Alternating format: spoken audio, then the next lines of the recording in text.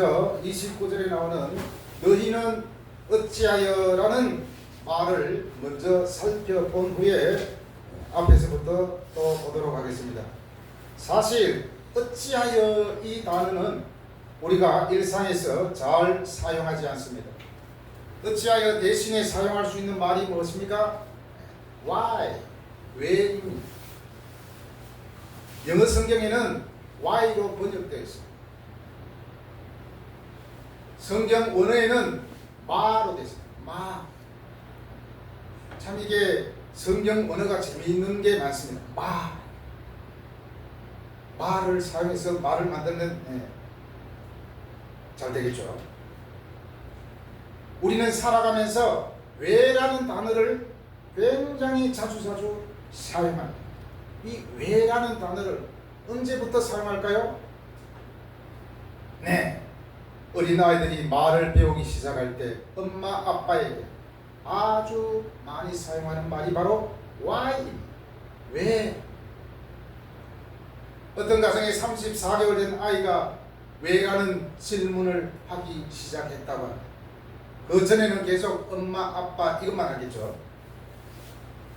34개월이 되었을 때 아기가 드디어 엄마 왜 그래? 왜 이래? 이런 말을 하기 시작했다고 합니다. 엄마 왜 강아지는 밖에서 응가를 해요? 엄마 나는 왜 멸치를 먹으면 안 돼요? 엄마 고양이 눈이 이상해요. 고양이 눈이 왜 이상해요?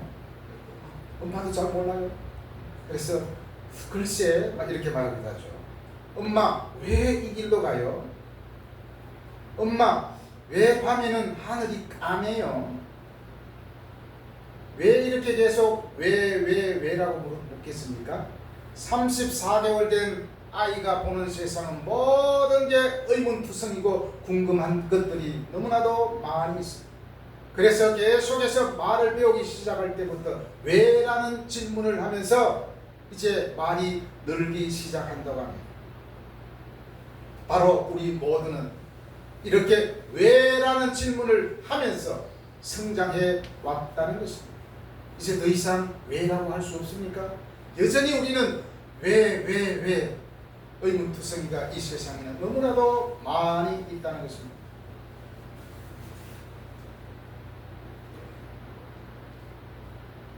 성인이 되면 어린 아이와 같이 말하는 왜와는 다르겠지만 왜라는 질문을 끊임없이 해야 될 필요가 있습니다. 만약에 다른 사람이 여러분에게 너 왜 그래? 라고 하면 여러분 기분은 어떻습니까? 내가 비록 잘못한 것이 있다 할지라도 그냥 기분이 나빠요. 네가 뭔데? 너 왜 그래? 그렇기 때문에 남이 너 왜 그래? 하고 하면 기분이 나쁘기 때문에 우리 스스로에게 던져야 돼요. 왜? 나는 왜 이럴까? 왜라는 것을 우리 스스로에게 던져야 돼요.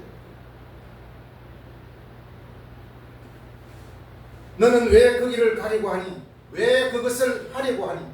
너 왜 그렇게 하니? 계속해서 왜라고 우리는 던져야 내가 지금 하는 행동에 대해서 내가 왜 이렇게 하고 있습니까? 이렇게 할 때 어떤 효과가 있습니까? 반성과 자기 자신을 성찰할 수 있는 질문이 된다는 것입니다. 스스로에게 책망을 하고 스스로의 마음을 당금질하는 그런 질문이 바로 왜입니다. 왜라는 질문을 많이 하는 아이가 똑똑합니다. 왜라는 질문을 많이 하는 사람들이 자기 자신의 삶을 책임질 수 있습니다. 물론 여러 가지 상황으로 어쩔 수 없이 교도소에 간 사람들도 있지만 아마 그 사람들 가운데 이런 사람도 있을 것입니다. 왜라는 질문을 하지 않아요. 나도 몰라고 자기 행동을, 자기 생각을 주체할 수 없어요. 그래서 범죄까지 이르는 사람들이 있다는 것입니다. 그래서 우리는 평소에 왜라는 질문을 우리 스스로에게 던져야 해요. 남들이 나한테 왜라고 하면 기분이 나쁘고 자칫 싸움이 일어나지만 내 스스로에게 왜라고 질문을 하는 것이 얼마나 중요한지 모릅니다. 너는 왜 이 길을 가고 있는가? 우리는 습관처럼 살아가는 것이 아니라 자신의 가치와 목적에 맞는 선택을 하고 있는지, 점검할 수 있는 것입니다. 방향 없는 삶은 쉽게 지치거나 공허해집니다. 그렇기 때문에 왜라는 질문을 바로 나침반 역할을 하는 것입니다. 그리고 이 왜는 신앙적, 철학적 의미도 있습니다. 신앙의 차원에서는 왜 하나님이 나를 이 자리에 두셨는가? 라는 질문을 할 수 있습니다. 이것은 단순한 나의 상황 이해를 넘어 하나님의 뜻을 찾는 길이 되는 것입니다. 왜 하나님은 나를 이 자리에 두었을까? 왜 나는 하나님께서 이 자리에 이 세계비전교회에 보내주셨을까? 라는 질문을 해야 한다는 것입니다. 아무 생각 없이 여기 앉아 있지는 않을 것입니다. 앞으로는 왜라는 질문을 해보시기 바랍니다. 그리고 철학적으로 왜 나는 존재하는가라는 근본적인 질문이 있어야 됩니다. 이 근본적인 질문은 삶의 의미와 가치를 탐구하는 가장 본질적인 출발점입니다. 많은 철학자들이 나는 왜 존재하는가 라는 질문에서 사상이 나오게 되고 그 사상을 통하여서 세계가 과학과 의학이 발전하게 되었다는 것입니다. 역사는 왜라고 질문하는 사람들이 있었기 때문에 계속해서 발전해 나가는 것입니다. 왜 하늘은 저러니까? 왜 낮에는 해가 있고 밤에는 달이 있을까? 여기서부터 시작해가지고 계속 왜 하다가 발전한 거예요. 결론적으로 이 왜라는 질문은 우리의 삶을 깊게 만드는 도구가 된다는 것입니다. 무의미한 반복에서 벗어나고 자기 자신을 이해하며 더 큰 목적과 방향 속에서 살아가도록 이끌어주는 역할을 합니다. 왜 여러분은 오늘 이 자리에 있습니까? 왜 이곳에 와서 하나님께 예배를 드리고 있습니까? 왜라는 질문을 통하여 더 성숙한 여러분의 삶이 되시기를 예수님의 이름으로 축복합니다. 우스갯소리로 한마디만 딱 하고 가겠습니다. 왜? 너 왜 여기 있어? 마가 바로 Y입니다. 왜? 꼭 기억하시기를 바랍니다. 신자들이 주님께서 나에게 요구하신 것이 무엇인가라고 질문하도록 격려하는 것이 Y입니다. 결국에는 엘리와 오늘 본문에 나오는 엘리와 그의 아들들은 스스로에게 자기 자신들에게 왜라는 질문을 하지 않았다는 것입니다. 스스로에게 왜라고 하지 않자 드디어 하나님이 사람을 보내서 하나님의 뜻을 전달합니다. 너희가 어찌하여 지금 이러는가?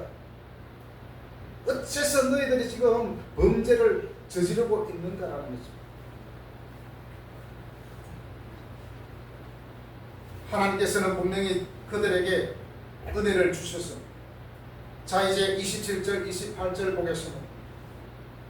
27절 28절은 하나님께서 너희들에게 은혜를 주고 너희들을 제사장 가문으로 삼아주셨다는 것을 언급하고 있습니다. 다시 말하면 너희 가문을 선택해서 제사장으로 삼아주었는데 너희들은 지금 하나님을 경멸하고 제사를 업신여기고 있구나. 어찌하여 29절에서 어찌하여 27절 28절에서 우리는 특히 27절에서 바로의 집에 속하였을 때 그리고 28절에서 내가 그를 택하여 이 택하다 이 단어를 한번 보시기를 바랍니다. 바로의 집에 속했다는 것은 애굽의 종살이로 있었다는 것입니다.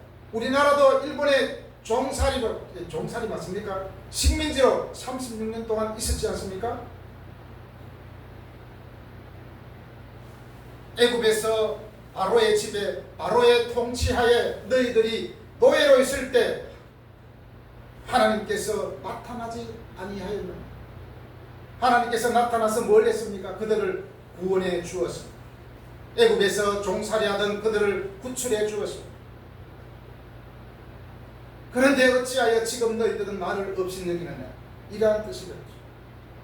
그리고 28절에서 이스라엘 모든 지파 중에서 내가 그를 택하여 제사장으로 삼았건만 그리고 너희들을 제사장이 입는 에봇을 입게 하고 너희 조상의 집에 이 모든 복을 주었는데 어찌하여 너희들은 지금 나를 무시하고 경멸하고 제사를 예배를 무시하느냐, 이런 것이죠.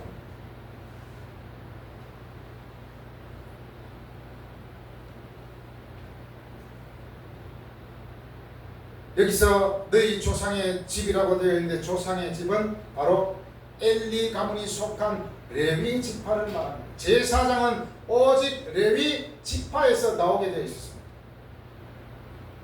그 중에서 특히 제사장의 직분을 위임받은 아론의 가문을 가리킨다고 볼 수 있습니다. 너희가 애굽의 바로의 밑에서 고통을 당하고 있을 때 하나님께서 나타나셔서 그들을 구원해 주었습니다. 그들은 바로 이 사실을 까맣게 잊고 있었다는 것입니다. 우리나라도 일본의 36년간 나라를 빼앗겨 엄청난 고통을 당하지 않았습니까? 그러다가 광복이 되었고 독립이 되었습니다. 여기에 수많은 크리스찬들이 추모와 고난을 받았습니다. 사실은 예수 믿는 사람들이 제일 핍박을 많이 받았습니다. 독립운동가들 가운데서도 예수 믿는 사람들이 엄청 많았잖아요.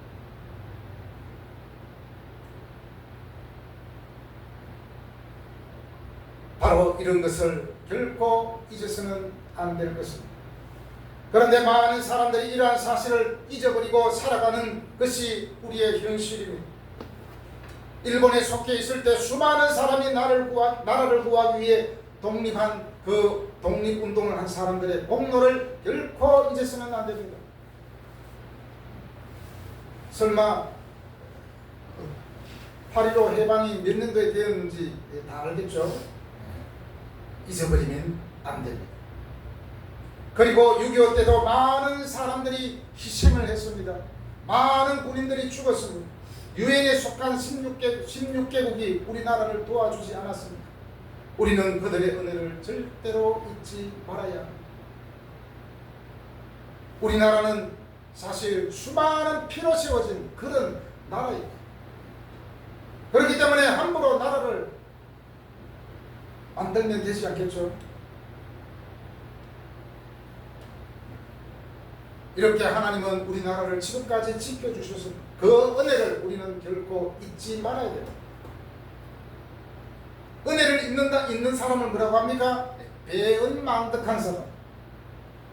분명히 어찌됐든 엄마 아버지가 나를 낳으시고 지금까지 길러주셨는데 그 은혜를 잊어버리고 함부로 대한 것은 바로 배은망덕하다. 지금 그것을 엘리와 엘리 아들들에게 지금 경고하고 있는 것입니다. 28절에서 그들을 선택했다고 합니다. 이스라엘 모든 지파 중에서 내가 너희 집안을 너희 지파를 선택하지 않아. 이스라엘은 12지파로 구성되어 있습니다. 야곱의 아들의 이름이 각 지파의 이름이죠.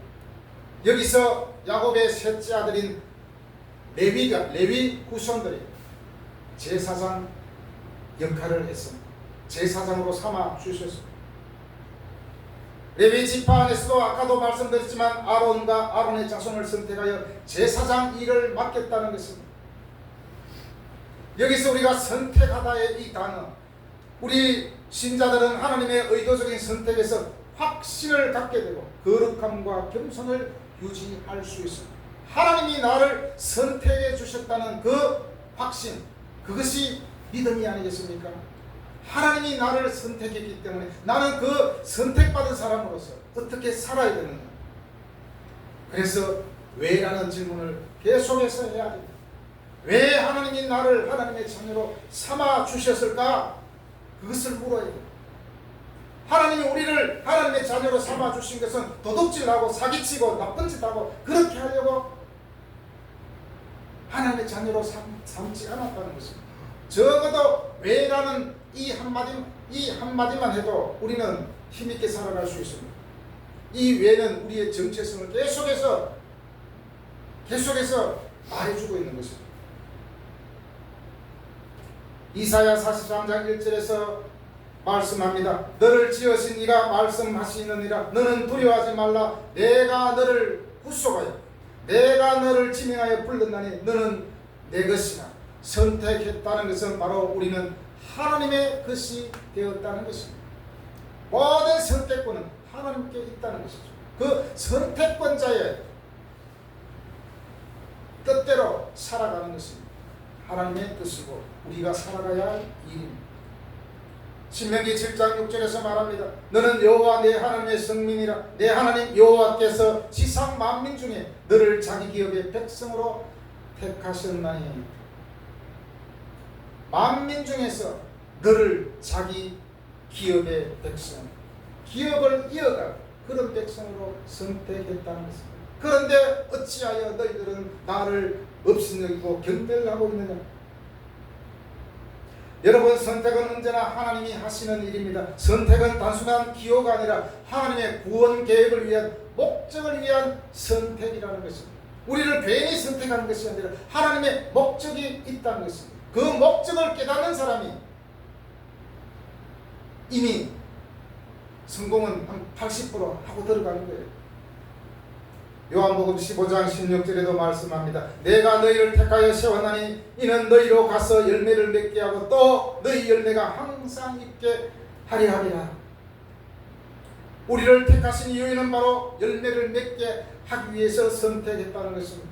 그것도 열매를 한번 맺고 마는 것이 아니라 항상 맺기 위해서. 선택은 단순히 구원받은 자가 아니라 복음을 전하고 열매 맺는 삶으로 이어져야 할 때에 그것이 진정한 선택의 목적에 부합하다 할 수 있습니다. 하나님의 선택은 특권입니다. 은혜입니다. 그러나 동시에 책임을 동반한다는 사실을 우리는 기억해야 합니다. 많은 사람들은 혜택을 누리고 은혜를 누리고 축복을 누리려고 하지만 책임을 지려고 하지 않습니다. 우리는 국민의 한 사람으로서 국가의 혜택을 받는 것이 당연합니다. 그러나 책임도 똑같이 져야 합니다.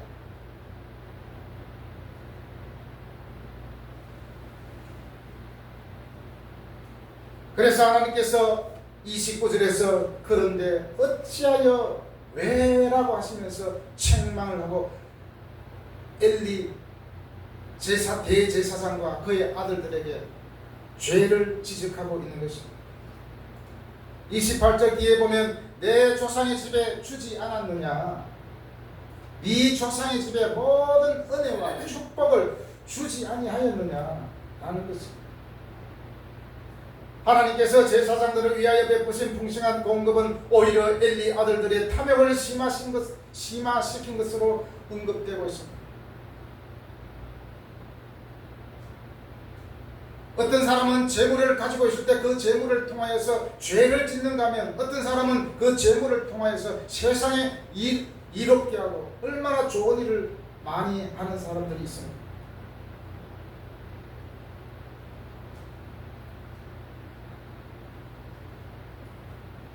이제 구체적으로 29절에서 지지난번에도 언급되었지만 구체적인 이제 죄를 언급하고 있습니다. 29절 너희는 어찌하여 내가 내 처소에 명령한 내 재물과 예물을 밟으며 내 아들들을 나보다 더 중히 여겨 뒤에 너희들을 살찌게 하느냐. 내 재물과 내 예물을 왜 밟느냐. 이 밟는다는 것은 차다는 뜻이 있습니다. 차다. 만약에 자 보십시오. 옛날에 저희 집에도 아주 어릴 때는 제사를 지냈어요. 만약에 어떤 사람이 누군가가 와서 아니면 어린아이가 제사상을 팍 찼다 생각해보세요. 그러면 난리 나겠죠. 집 밖에 데려가서 혼났을 겁니다. 혼납니다. 마찬가지입니다. 지금 엘리의 아들들 그 홈리와 비나스는 하나님의 재물을 하나님의 예물을 발로 찼다는 거예요. 얼마나 무식합니까? 한마디로 사가치가 없다는 거죠. 그들은 하나님께서 은혜로 베푸시는 것을 고의적인 문제, 고의적으로 경멸하고 발로 찼다는 것입니다. 번영은 교만으로 이어지고 교만은 경멸로 이어지며 경멸은 하나님의 심판으로 이어지는 것을 우리는 말씀을 통해서 볼 수 있습니다. 너희들을 살찌게 하느냐. 여기서 살찌다는 것은 기름이라는 뜻이 있습니다. 기름. 보통 살찔 때 기름기를 많이 먹으면 살찌지 않습니까? 비계덩어리.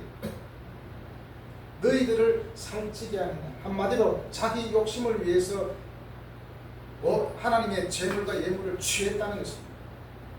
자신들의 배만 불리웠다는 것입니다. 왜 너는 나의 집에서 규정된 제사와 예물을 발로 차느냐. 이 배은망덕한 놈들아, 그렇게 하고 있는 것입니다.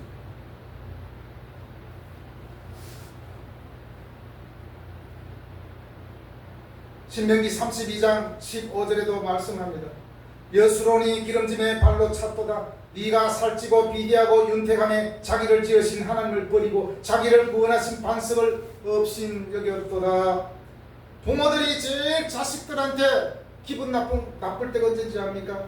부모를 없인 여기고 부모를 비하하고, 그러면 아유 내가 저 자식을 어떻게 키웠는데 말을 저렇게 무시하고 내 말을 듣지 않고 경멸하다니 엄청 속상하겠죠. 바로 하나님이 그 말씀을 하시는 거예요. 자기를 지으신 하나님을 버리고 자기를 구원하신 하나님을 없인 여겼도다. 그렇게 말씀하는 것입니다. 여기서 여수로는 이스라엘의 애칭이라고 할 수 있습니다. 엘리의 아들들은 제사를 드리러 온 사람이 바친 희생 제물의 기름을 태워지기도 전에, 곧 제물을 하나님께 바치기도 전에 엘리의 두 아들들은 제물들 중에서 좋은 부분을 먼저 가로챘던 행위를 가리킵니다. 그들은 희생 제물만 취한 것이 아니라 백성들이 하나님께 바치는 예물도 모두 가로챘습니다. 그들의 심각한 죄악은 하나님께서 명하여 세우신 제사 그 자체를 멸시하고 짓밟는 행위를 했던 것입니다.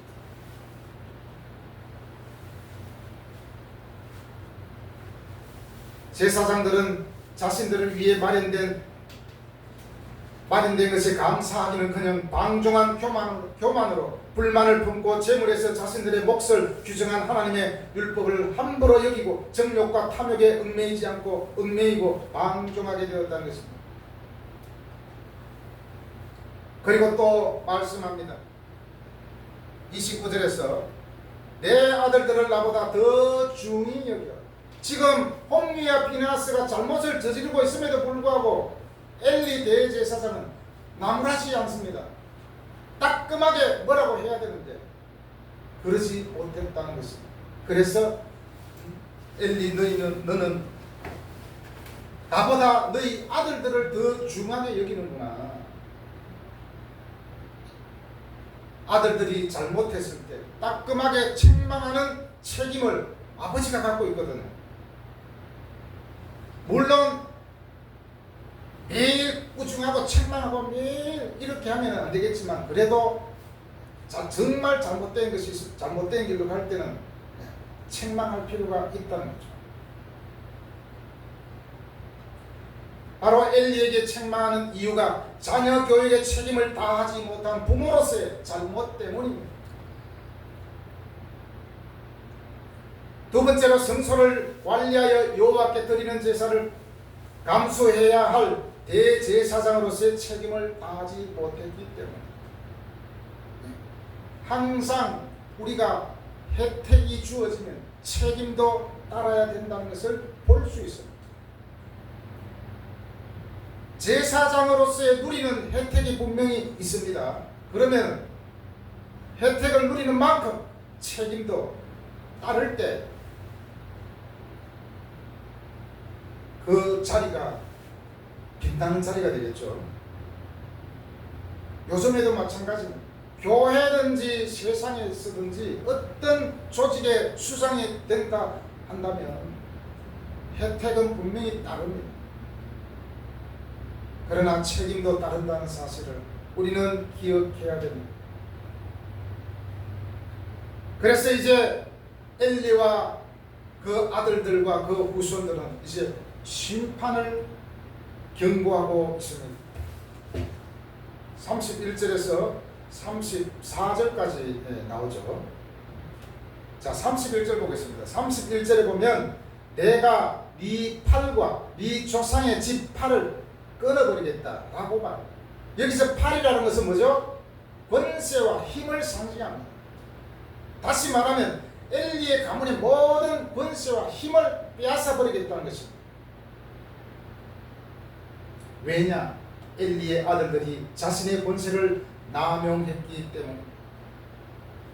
항상 권력은 남용할 때에 문제가 생기고 거기에 부작용이 있다는 것을 우리는 역사를 통해서 알고 있습니다. 엘리의 집안에 내려진 저주는 나중에 이스라엘의 첫 번째 왕이 사울에게 85인의 제사장이 살해당함으로 실현되었습니다. 자, 이제 31절, 32절, 34절에 보면 비슷한 말씀이 있습니다. 31절에서 내 집에 노인이 하나도 없게 하는 날이 이를지라. 32절에서 내 집에 영원토록 노인이 없을 것이며. 33절 내 집에서 출산되는 모든 자가 젊어서 죽으리라. 한마디로 너희 후손들이 대부분 단명하겠다는 것입니다. 장수하지 못하고 젊어서 다 죽을 것이다. 그런데 홈리와 비나스가 바로 그 선례가 될 것이다. 표징이 되리라 그랬죠. 표징이 되겠다는 것은 홈리와 비나스가 그 표본이 된다는 것입니다. 그래서 결국엔 이 홈리와 비나스는 전쟁터에서 죽게 됩니다. 나중에 이제 나옵니다.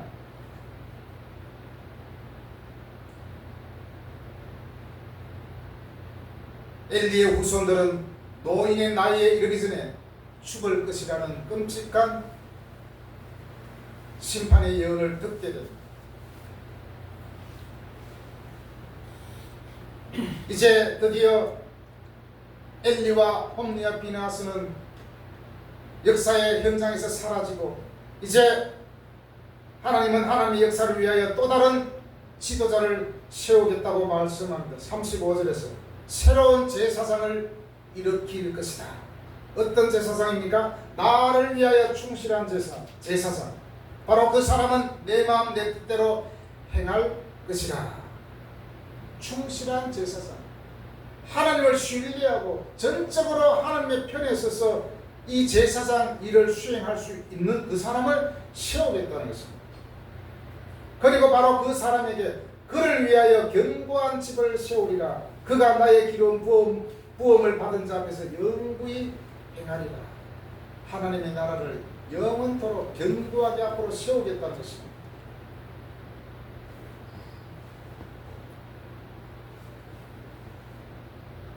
이런 것을 볼 때 엘리의 그 아들들은 얼마나 큰 죄를 범했다는 것을 우리는 알 수 있습니다. 충실한 제사장은 마음이 하나님의 뜻에 일치하고 생각이 하나님의 계획에 일치하며 모든 상황에서 그에 따라 행동하는 사람을 이제 세우겠다는 것입니다. 물론 곧 이어 제사장이 될 사무엘에게서 성취되었다고 생각할 수 있지만 실제로 다윗 밑에서 제사장으로 봉사한 사독에게 그리고 아비아달에게 성취되었다고 합니다. 그리고 솔로몬 통치 기간에 그들은 명성을 얻게 됩니다. 어쨌든 엘리 가문이 이제 몰락될 것을 예고하고 있습니다. 그리고 사무엘이 새로운 지도자로 부상하게 됩니다.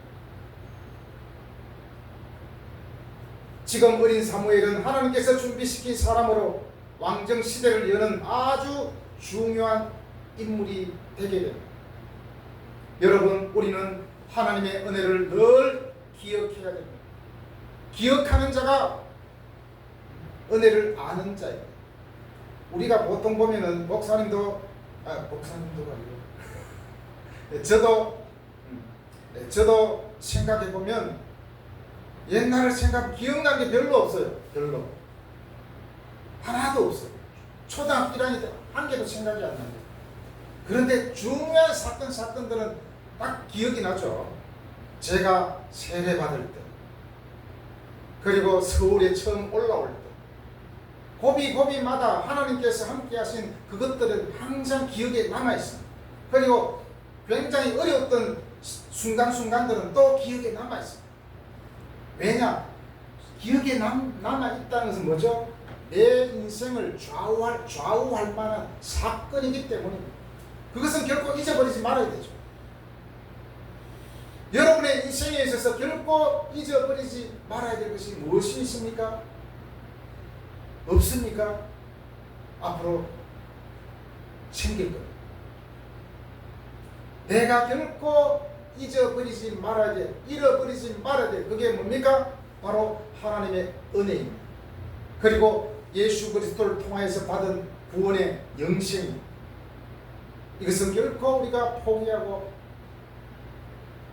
잊어버리지 말아야 돼요. 그리고 양보하지 말아야 됩니다.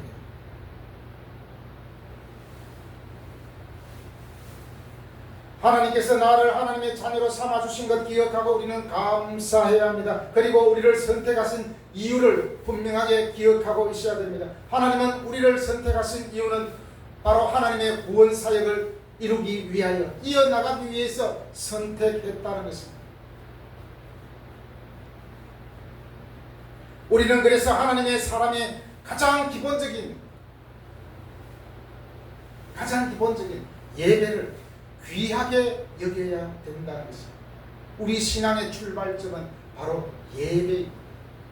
예배 가운데 우리가 은혜 받고 예배 가운데 하나님의 뜻을 알게 되고, 그래서 나아가서 우리 삶의 현장에서 또한 하나님을 만나게 되고 하나님을 통하여서 우리가 은혜를 받게 되는 것입니다. 그만큼 예배가 중요합니다. 오늘 말씀은 죄는 무지가 아니라 축복의 권한을 의도적으로 거부하는 것이며 하나님을 무시하는 행위입니다. 그리고 육체적 과욕은 영적 둔함과 비슷하며 풍요를 배교의 원인이 될 수 있음을 경고하는 말씀입니다.